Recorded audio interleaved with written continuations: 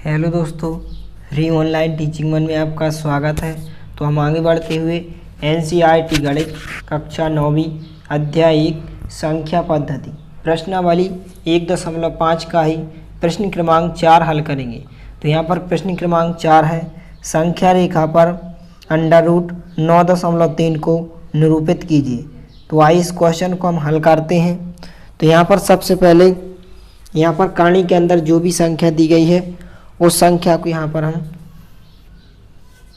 तो यहाँ पर जो कहानी के अंदर संख्या दी गई है 9.3।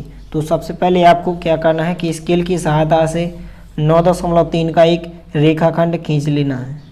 जैसे यहाँ पर हम इस प्रकार से 0 से लगाकर आपको कहाँ तक खींचना है, 9.3 तक।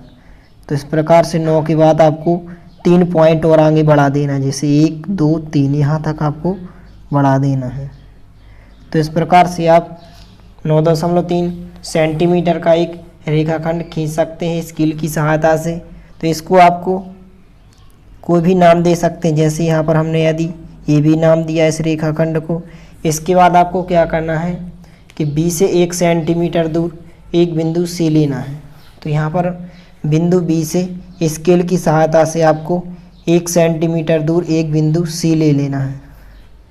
तो इस प्रकार से आप स्केल की सहायता से बिंदु बी से 1 सेंटीमीटर दूर बिंदु सी ले सकते हैं। तो इस प्रकार से यहाँ पर हमने बिंदु बी से 1 सेंटीमीटर दूर बिंदु सी लिया। इसके बाद आपको क्या करना है कि परकाल की सहायता से AC का लंबार्धक खींचना है। तो यहाँ पर हम लंबार्धक खींचते हैं। तो यहाँ पर आपको जो परकाल की नोक है उस परकाल की नोक को आपको बिंदु ए पर रखना है और परकाल को आपको आधे से ज़्यादा यहाँ पर फैला लेना है। तो यहाँ पर आपको ऊपर चाप लगा देना है इस प्रकार से, और आपको नीचे चाप लगा देना है। इसी प्रकार से आपको परकाल की नोक को बिंदु सी पर रखना है और आपको ऊपर चाप लगा देना है और नीचे चाप लगा देना है। चूँकि यहाँ पर चाप प्रतिच्छेद नहीं हुए तो यहाँ पर आप बिंदु ए पर दोबारा रखकर परकाल को थोड़ा और बढ़ा सकते हैं। तो इस प्रकार से यहाँ पर आप देख सकते हैं कि दोनों चाप यहाँ पर प्रतिच्छेद हो गए हैं। अब इसके बाद यहाँ पर हम यहाँ पर जो बिंदु प्रतिच्छेद यहाँ पर हम P बिंदु और Q बिंदु नाम दे सकते हैं। इसके बाद इन दोनों बिंदुओं को आपको मिला देना है। तो यहाँ पर AC का लंबार्धक जो है PQ इस प्रकार आपको खींच देना है। यहाँ पर आप बिंदु O नाम दे सकते हैं, यह आपका मध्य बिंदु होता है। तो इस प्रकार से हमने क्या किया यहाँ पर कि AC का लंबार्धक PQ खींचा। अब इसके बाद क्या करना है कि आपको OA त्रिज्या लेकर यहाँ से यहाँ तक, O से A तक, या फिर O और C, OA त्रिज्या लेकर या फिर OC त्रिज्या लेकर आपको अर्धवृत्त बनाना है। जैसे यहाँ पर यदि हम OA त्रिज्या लेकर अर्धवृत्त बनाते हैं तो यहाँ पर इस प्रकार से आपको परकाल की नोक को मध्य बिंदु O पर रखना है और जो पेन की नोक है उसको बिंदु A पर रखना है, और इस प्रकार से आपको OA त्रिज्या लेकर अर्धवृत्त बना देना है। तो इस प्रकार से आपको परकाल को घुमाते जाना है। तो इस प्रकार से आप देख सकते हैं कि हमारा अर्धवृत्त बन चुका है। तो इस प्रकार से आप अर्धवृत्त बना सकते हैं। तो यहाँ पर हमने OA त्रिज्या लेकर एक अर्धवृत्त बनाया। इसके बाद आपको क्या करना है कि बिंदु B से यहाँ पर बिंदु B से ऊपर की ओर एक BD रेखा खींचनी है। तो यहाँ पर बिंदु B से ऊपर की ओर एक BD रेखा, यहाँ पर आप बिंदु D नाम दे सकते हैं। तो यहाँ पर जो हमारा हो जाएगा यही हो जाएगा √9.3। तो इस प्रकार से आप संख्या रेखा पर √9.3 को निरूपित कर सकते हैं। अब इसके बाद चाहें तो यहाँ पर आप संख्या रेखा भी बना सकते हैं। आप स्केल की सहायता से 1-1 सेंटीमीटर के गैप से यहाँ पर संख्या रेखा भी बना सकते हैं। यहाँ पर 0 है, इसके बाद यहाँ पर आप इस तरफ होती हैं प्लस की संख्या और इस तरफ होती है माइनस की संख्या। तो यहाँ पर हमने 1-1 सेंटीमीटर के गैप से परकाल जो स्केल की सहायता से यहाँ पर 1-1 सेंटीमीटर से संख्या पर लिख सकते हैं। चूँकि इस तरफ होती हैं प्लस की संख्या रेखा पर और इस तरफ होती है माइनस की संख्या। तो यहाँ पर हम लिखेंगे 1 2 3 4, 5 और इस प्रकार से यहाँ पर आगे तक हो सकती हैं। इसी प्रकार से इस तरफ होती हैं माइनस की संख्याएं, -1, -2, -3, -4, -5 और इस प्रकार से और आगे तक। तो इस प्रकार से आप स्केल की सहायता से संख्या रेखा को प्रदर्शित कर सकते हैं। इसके बाद यहाँ पर हम इसकी रचना के पद लिखेंगे। तो यहाँ पर हम नीचे हेडिंग लगाएंगे रचना के पद, रचना के पद।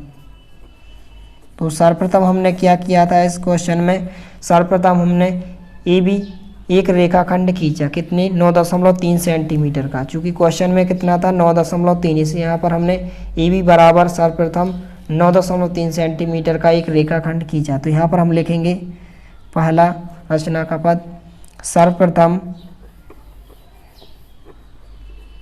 AB बराबर 9.3 सेंटीमीटर का एक रेखाखंड खींचा, एक रेखाखंड खींचा। इसके बाद हमने क्या किया, तो यहाँ पर इसके बाद हमने किया था कि बिंदु B से 1 सेंटीमीटर दूर एक बिंदु C लिया था। तो यहाँ पर हम लिखेंगे बिंदु B से 1 सेंटीमीटर दूर एक बिंदु C लिया। तो इस प्रकार से आपका दूसरा रचना का पद हो जाएगा। इसके बाद देखते हैं हम तीसरा पॉइंट। इसके बाद हमने क्या किया, तो यहाँ पर आप देख सकते हैं कि बिंदु B से 1 सेंटीमीटर दूर बिंदु C लिया और इसके बाद AC का लंबार्धक, जो AC थी, AC का लंबार्धक यहाँ पर क्या खींचा था, PQ खींचा था। तो यहाँ पर हम लिखेंगे AC का लंबार्धक, AC का लंबार्धक PQ खींचा, PQ खींचा। इसके बाद चौथा पॉइंट, तो यहाँ पर चौथा पॉइंट में हमने क्या किया था, यहाँ पर OA त्रिज्या लेकर यहाँ पर अर्धवृत्त बनाया। तो यहाँ पर हम लिखेंगे OA त्रिज्या लेकर अर्धवृत्त बनाया, OA त्रिज्या लेकर अर्धवृत्त बनाया। तो यहाँ पर हमने चौथा पॉइंट में लिखा है कि OA त्रिज्या लेकर अर्धवृत्त बनाया। इसके बाद हमने क्या किया यहाँ पर कि बिंदु B से ऊपर की ओर बिंदु D लिया, जो अर्धवृत्त को बिंदु D पर प्रतिच्छेद करता है। तो यहाँ पर हम जो 5वें पॉइंट में लिखेंगे, यहाँ पर बिंदु B से ऊपर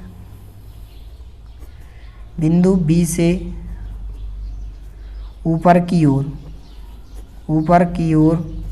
बिंदु D लिया, जो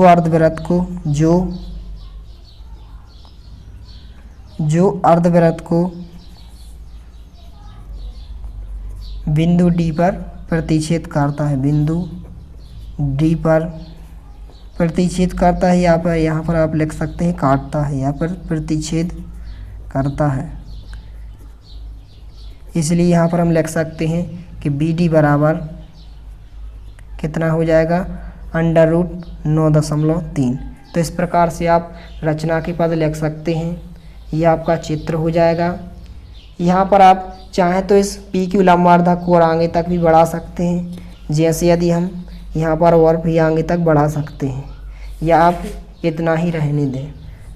तो इस प्रकार से आप वीडियो को रोककर इस चित्र को बना सकते हैं और यहाँ पर आप रचना के पद लिख सकते हैं। इसके बाद देखते हैं प्रश्न क्रमांक 5, निम्नलिखित के हरों का परिमेयकरण कीजिए। तो यहाँ पर आपको 4 क्वेश्चन दिए गए हैं। तो यहाँ पर हम सबसे पहले क्वेश्चन को हल करेंगे। तो यहाँ पर हम सबसे पहले क्वेश्चन में जो भी संख्या दी गई है उस संख्या को लिखेंगे यहाँ पर 1/√7 और यहाँ पर हम हेडिंग लगाएंगे हर का परिमेयकरण करने पर, हर का परिमेयकरण करने पर। तो इस प्रकार से आपको लिख लेना है। और इसके बाद जब भी हम हर का परिमेयकरण करते हैं तो सबसे पहले जो भी संख्या दी गई है क्वेश्चन में उस संख्या को यहाँ पर लिखेंगे 1/√7 और यहाँ पर हम हर का परिमीकरण कैसे करेंगे, आइए इसको थोड़ा सा हम रफ में समझ लेते हैं। जैसे यहाँ पर यदि हमें कोई भी संख्या इस प्रकार से दी जाए कि हर में एक ही संख्या हो, डबल संख्या ना हो, जब भी हमें हर में क्या दी जाए, एक ही संख्या दी जाए, इस प्रकार से एक ही संख्या दी जाए, तो आपको क्या करना है, जो भी नीचे संख्या दी जाती है उस संख्या का हम ऊपर नीचे यहाँ पर गुणा कर देते हैं। जैसे यहाँ पर इस प्रकार से संख्या दी गई है कि 1/√7, तो यहाँ पर हम जैसे ही हर का परिमीकरण करेंगे तो जो भी यहाँ पर नीचे संख्या है उस संख्या का यहाँ पर हम ऊपर नीचे गुणा कर देंगे, तो हमारा हर का परिमीकरण हो जाएगा। इसके बाद इसको हम आगे और सॉल्व करेंगे। लेकिन आपको ध्यान रखना है कि जब भी डबल संख्या हो, जैसे यहाँ पर दूसरे क्वेश्चन की यदि बात करें, तीसरे क्वेश्चन, चौथे क्वेश्चन, जैसे यदि हम सबसे पहले दूसरे क्वेश्चन की बात करें, 1/√7 - √6, तो यहाँ पर जैसे ही यहाँ पर हम हर का परिमीकरण करेंगे तो इसी संख्या का ऊपर नीचे गुणा तो करेंगे, लेकिन यहाँ पर क्या हो जाएगा, सिर्फ यहाँ पर चिन्ह बदल जाता है। माइनस का है तो यहाँ पर प्लस का हो जाएगा, यदि प्लस का होता है तो यहाँ पर माइनस का हो जाता है। जैसे हम √7 और √6 को तो जांघिता लिखेंगे, लेकिन जो हमारा माइनस चिन्ह है वो बदल जाता है, माइनस का प्लस हो जाता है। इसी प्रकार से हम सेम नीचे लिखेंगे √7 + √6। तो इस प्रकार से आपको ध्यान रखना है। लेकिन सिंगल संख्या में कोई परिवर्तन होता है, जो भी संख्या नीचे होती है उसी संख्या का हम ऊपर नीचे गुणा कर देते हैं। तो यहाँ पर हम इस क्वेश्चन को हल करेंगे, तो यहाँ पर जैसे ही हम हर का परिमीकरण करेंगे तो यहाँ पर √7 का ऊपर नीचे गुणा करेंगे। तो इस प्रकार से आपको कर लेना है। तो यहाँ पर जैसे ही यहाँ पर गुणा करेंगे तो एक का गुणा किसी भी संख्या में होता है तो वही संख्या आ जाती है। तो यहाँ पर √7 जांघिता, और नीचे जब भी समान संख्याओं का गुणा होता है, यहाँ पर समान करने वाली संख्याओं का गुणा होता है, जैसे यहाँ पर √7 यहाँ भी है और √7 यहाँ भी है। तो आइए इसको हम थोड़ा सा रफ में समझते हैं कि इन दोनों संख्या को गुणा कैसे होगा। तो यहाँ पर देख सकते हैं कि √7 का गुणा √7 से होगा। तो जब भी समान करने वाली संख्या का गुणा होता है तो संख्या क्या होती है, करनी से बाहर आ जाती है। जैसे यदि √5 का गुणा √5 से होता है तो यहाँ पर संख्या जो है करनी से बाहर आ जाती है, कितना हो जाता, 5 हो जाता।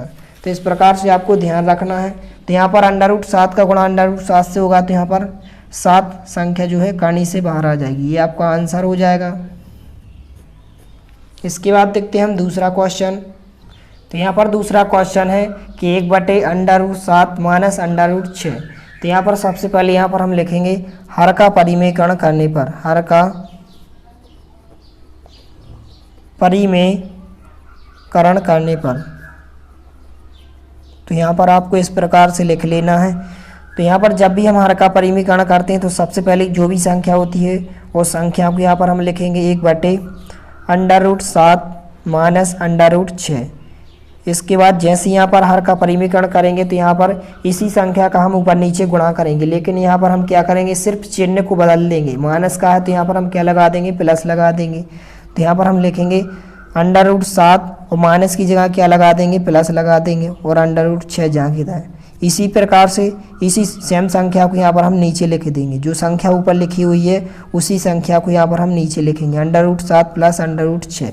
इसके बाद यहाँ पर हम गुणा करेंगे, तो एक का गुणा किसी भी संख्या से होता है तो वही संख्या आ जाती है। तो √7 + √6 जांघिता। इसके बाद यहाँ पर आप देख सकते हैं कि नीचे इस प्रकार की संख्या दी गई हैं कि दो संख्याओं के बीच में माइनस चिन्ह है और यहाँ पर दो संख्याओं के बीच में प्लस चिन्ह है। तो इस प्रकार के क्वेश्चन हम पिछले क्वेश्चन में कर चुके हैं। जब भी इस प्रकार की संख्या होती हैं तो हम एक सर्वसमीका का प्रयोग करते हैं। आइए इसको हम थोड़ा सा समझ लेते हैं। तो इस प्रकार की जब भी कोई संख्या आ जाए, कि इस प्रकार के कोई भी क्वेश्चन आ जाए कि √7 - √6, इसको हम कोष्टक में भी लिख सकते हैं इस प्रकार से, जैसे यदि हम इन दोनों कोष्टक बना सकते हैं। और दूसरा कोष्टक में क्या है कि √7 + √6। तो जब भी इस प्रकार के क्वेश्चन आ जाएं कि एक कोष्टक के या दो संख्याओं के बीच में माइनस चिन्ह और दूसरे कोष्टक में दो संख्याओं के बीच में प्लस चिन्ह हो, तो हम एक सर्वसमीका का प्रयोग करते हैं, a - b a + b। तो यह सर्वसमीका क्या होती है, a² - b²। तो यहाँ पर a का मान कितना हो जाएगा, √7, और b का मान कितना हो जाएगा, √6। तो यहाँ पर इसी प्रकार से यहाँ पर हम हल करेंगे तो यहाँ पर सबसे पहले सरसमीका क्या होती है, ए minus B A plus B बराबर ए square minus B A square. तो यहाँ पर ए स्क्वायर क्या हो जाएगा, अंडर रूट 7 का स्क्वायर। तो यहाँ पर हम लिखेंगे अंडर रूट 7 का स्क्वायर। इसके बाद माइनस चिन्ह जहाँ के था, बी का मान यहाँ पर कितना है, अंडर रूट 6। तो यहाँ पर हम लिखेंगे अंडर रूट 6 और स्क्वायर वर्ग लगा है वर्ग जहाँ के तर। इसके बाद इसको हम हल करेंगे। तो यहाँ पर ऊपर की संख्या को यहाँ पर हम जहाँ के था लिखेंगे under root 7 plus under root 6 जहाँ के था। जब भी समान कणियों का होल स्क्वायर होता है तो संख्या जो है कणी से बाहर आ जाती है। जैसे यहाँ पर हम इसको रफ में समझ सकते हैं कि यहाँ पर अंडर रूट 7 के वर्ग का मतलब क्या है कि अंडर रूट 7 का स्क्वायर है। तो अंडर रूट 7 को यहाँ पर हम कितनी बार लिखेंगे, 2 बार लिखेंगे, वो गुणा करेंगे। तो जब भी समान कणियों का 2 बार गुणा होता है तो संख्या जो है कणी से बाहर आ जाती है। तो यहाँ पर अंडर रूट 7 का गुणा अंडर रूट 7 में होगा तो यहाँ पर 7 कणी से बाहर आ जाएंगे। इसी प्रकार से अंडर रूट 6 का स्क्वायर कितना हो जाएगा, 6 आ जाएगा, कणी से संख्या बाहर आ जाएगी। अब इसके बाद इसको हम थोड़ा सा हल करेंगे। तो यहाँ पर ऊपर की संख्या को जहाँ के तहाँ लिखेंगे under root 7 plus under root 6 और नीचे 7 में से 6 को घटाएंगे तो यहाँ पर नीचे कितने बचेंगे, 1 बचेंगे। अब चाहे तो हम इसके बटे 1 लिख सकते हैं और नहीं भी लिख सकते हैं, ये आपका आंसर हो जाएगा। इसके बाद देखते हैं हम तीसरा क्वेश्चन। तो यहाँ पर तीसरा क्वेश्चन है कि 1 बटे under root 5 plus under root 2। तो सबसे पहले जो भी क्वेश्चन था इस क्वेश्चन को यहाँ पर हमने लिखा। इसके बाद हम हेडिंग लगाएंगे हर का परिमेयकरण करने पर, हर का परिमेयकरण करने पर। तो जैसे यहाँ पर हम हर का परिमेयकरण करते हैं तो सबसे पहले क्वेश्चन में जो भी संख्या दी होती है उस संख्या को यहाँ पर हम लिखते हैं 1 बटे under root 5 plus under root 2। और जैसे यहाँ पर हम हर का परिमेयकरण करेंगे तो जो भी हर में संख्या होती है उस संख्या का हम ऊपर नीचे गुणा करते हैं, लेकिन यहाँ पर सिर्फ क्या हो जाता है, चिन्ह बदल जाता है। तो यहाँ पर हम अंडर रूट 5 जो यहाँ पर प्लस लगा था तो यहाँ पर प्लस की जगह क्या आ जाएगा, माइनस आ जाएगा और अंडर रूट 2 जहाँ की था। इसी प्रकार से हम नीचे भी संख्या लिखेंगे under root 5 minus under root 2। इसके बाद हम गुणा करेंगे तो यहाँ पर 1 का गुणा किसी भी संख्या से होता है तो वही संख्या आ जाती है, under root 5 minus under root 2 जहाँ की था। और यहाँ पर आप देख सकते हैं कि जिस प्रकार से यहाँ पर हमने क्वेश्चन नंबर 2 में यहाँ पर सरसमीका के प्रयोग से सॉल्व किया था, इसी प्रकार से इसमें भी हम सरसमीका का प्रयोग करेंगे।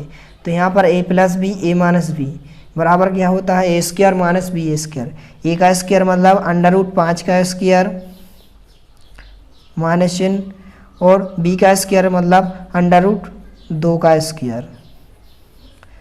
इसके बाद इसको हम थोड़ा सा हल करेंगे। तो यहाँ पर ऊपर की संख्या को जहाँ की था लिखेंगे under root 5 minus under root 2 जहाँ की था और नीचे क्या हो जाएगा, अंडर रूट 5 का स्क्वायर क्या होगा, 5 संख्या जो है कणी से बाहर आ जाएगी। जब भी समान कणी का स्क्वायर कितना होता है, कणी से संख्या बाहर आ जाएगी। तो यहाँ पर अंडर रूट 5 का स्क्वायर 5 हो जाएगा, माइनस चिन्ह जहाँ की था और यहाँ पर अंडर रूट 2 का स्क्वायर कितना हो जाएगा, 2 संख्या कणी से बाहर आ जाएगी। इसके बाद इसको हम थोड़ा सा हल करेंगे। तो यहाँ पर ऊपर की संख्या को जहाँ के था लिखेंगे under root 5 minus under root 2 जहाँ के था और यहाँ पर हम 5 में से 2 को माइनस करेंगे तो यहाँ पर कितने बचेंगे, 3 बचेंगे। तो ये आपका आंसर हो जाएगा। इसके बाद हम चौथे क्वेश्चन को हल करेंगे। तो यहाँ पर सबसे पहले यहाँ पर हमने चौथे क्वेश्चन को लिखा। चौथा क्वेश्चन है यहाँ पर 1 बटे अंडर रूट 7 माइनस 2। तो यहाँ पर हम हेडिंग लगाएंगे हर का परिमेयकरण करने पर, हर का परिमेयकरण करने पर। तो जैसे यहाँ पर हम हर का परिमेयकरण करेंगे तो यहाँ पर सबसे पहले जो भी क्वेश्चन में संख्या दी होती है उस संख्या को यहाँ पर हम लिखेंगे 1 बटे अंडर रूट 7 माइनस 2। यहाँ पर जैसे यहाँ पर हम हर का परिमेयकरण करेंगे तो यहाँ पर जो नीचे संख्या होती है उस संख्या का ऊपर नीचे गुणा करेंगे, लेकिन यहाँ पर सिर्फ चिन्ह बदल देते हैं, माइनस का है तो प्लस हो जाता है, प्लस का है तो माइनस का हो जाता है। तो यहाँ पर अंडर रूट 7 माइनस की जगह प्लस हो जाएगा, 2 जहाँ की था। इसी प्रकार से सेम संख्या को यहाँ पर हम नीचे लिखेंगे अंडर रूट 7 प्लस 2। यहाँ पर जैसे यहाँ पर ऊपर गुणा करेंगे तो 1 का गुणा किसी भी संख्या से होता है तो वही संख्या आ जाती है यहाँ पर। तो अंडर रूट 7 प्लस 2 जहाँ के था और नीचे यहाँ पर सरसमीका लग जाएगी कि a minus B A plus B. तो क्या होता है, A square minus B A square. A का स्क्वायर मतलब अंडर रूट 7 का स्क्वायर माइनस चिन्ह जहाँ के। तो यहाँ पर जो संख्या हो जाएगी यहाँ पर ए का स्क्वायर मतलब √7 का स्क्वायर माइनस चिन्ह, बी का स्क्वायर मतलब 2 का स्क्वायर। तो इस प्रकार से हमने यहाँ पर लिखा है। इसके बाद इसको हम थोड़ा सा हल करेंगे। तो यहाँ पर ऊपर की संख्या को यहाँ पर हम जाकेता लिखेंगे, √7 प्लस 2 जाकेता, और नीचे क्या हो जाएगा, √7 के स्क्वायर क्या हो जाएगी, संख्या कड़ी से बाहर आ जाएगी, 7 माइनस चिन्ह जाकेता, यहाँ पर 2 का स्क्वायर कितना हो जाएगा, 4 हो जाएगा। तो यहाँ पर हम 4 लिखेंगे। इसके बाद ऊपर की संख्या को हम जाकेता लिखेंगे, √7 प्लस 2, और यहाँ पर 7 में से 4 को यहाँ पर घटाएंगे तो यहाँ पर कितने बचेंगे, 3 बचेंगे। तो ये आपका आंसर हो जाएगा। तो इस प्रकार से आपको इन दोनों क्वेश्चनों को अच्छे से तैयार कर लेना है। यदि वीडियो पसंद आए तो प्लीज़ लाइक कीजिए, दोस्तों के साथ शेयर कीजिए, और यदि आपने हमारे चैनल को सब्सक्राइब नहीं किया है तो प्लीज़ सब्सक्राइब कीजिए। धन्यवाद।